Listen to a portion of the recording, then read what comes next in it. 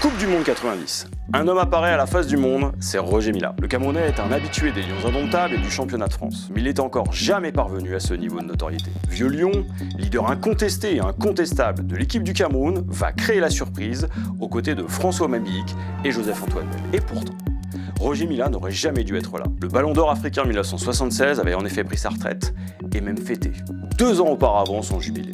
Il a donc bien fait de revenir. Réclamé avec force par Paul Biya, l'attaquant va éclairer ce mondial en Italie du haut de ses 38 ans. Remplaçant sur la majeure partie des matchs, le natif de Yaoundé va inscrire 4 buts et permettre au Cameroun de devenir la première équipe africaine à atteindre les quarts de finale d'une Coupe du Monde.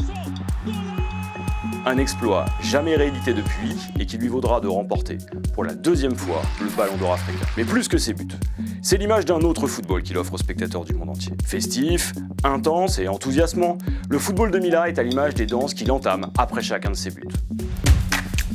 Avec ses prestations, il est entré dans l'histoire et demeure l'une des images fortes de cette Coupe du Monde italienne.